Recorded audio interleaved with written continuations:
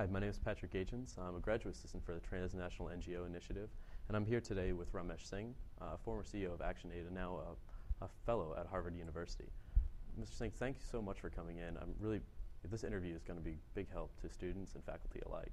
You're welcome. Thanks. Now, in your previous position as CEO of ActionAid International, what was a typical day like, and what should students kind of imagine a day like for a CEO of a large international NGO?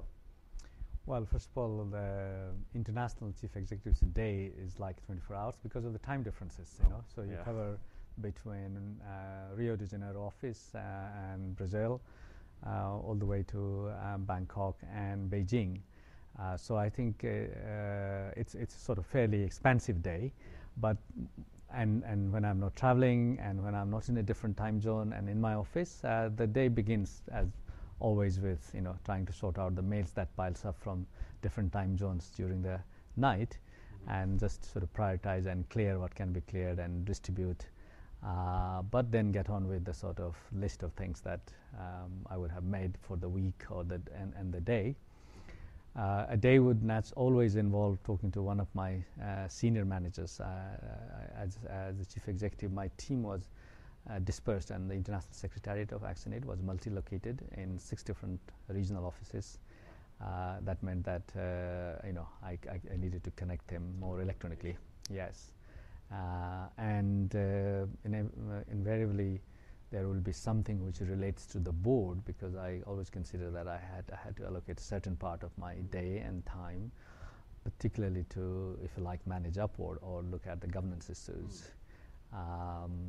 And then, of course, the only thing that my regret is that on retrospect, I didn't sort of allocate enough time to read things apart from browsing.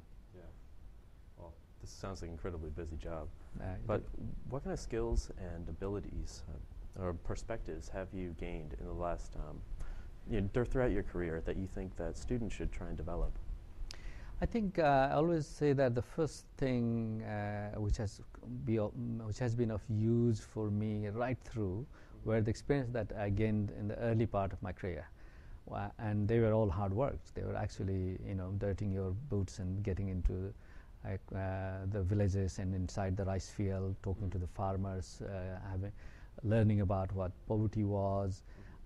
So all those hard work that I did in the early part of my career, charging around the hills of Nepal and subsequently in the villages of Gambia in West Africa, they were assets. I could relate. I could in my work close my eyes and visualize a community, a village where rest of ActionAid might have been working. So I think it's very important to sort of absorb that initial hard work and direct contact with the communities, because as you know, as I sort of kept moving up the management ladder, I went further and further away from the field, so getting into the field. So that was sort of, that perspective has always been very helpful. Secondly, obviously, international connections, recognizing that most of the things these days are all linked, local and global. Absolutely. And my understanding and experience of working in different places, as well as having an understanding of the global institutions and arrangement and paradigm, were very helpful. But really, at the end of the day, what's also important is the value that was instilled in me, both by my friends and colleagues and families, as well as what I learned as a part of the work, because social development, social justice work, human rights work are very based on values. Yeah. So those are very important as well. I did learn management skills.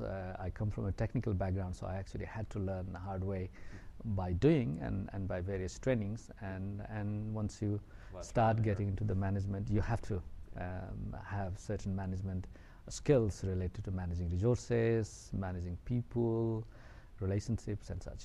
Wow. Well, for students who are considering a career within the NGO field, what advice specifically would you give to them? Maybe those who don't have NGO experience in the past.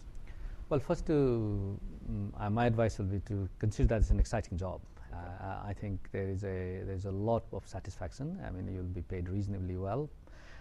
But more importantly, I think it's a job that you will value, and it is it will satisfy the soul as well, because it is a work doing for society, and I always felt that I was doing the job that I should have been doing without being paid, and I was paid for that.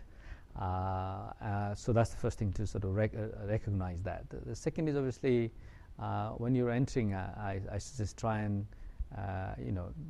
do the difficult part of the job, be in remote areas and go, dirty your boots, get the real ground understanding. As I said earlier, it will last for a long time. It's an asset.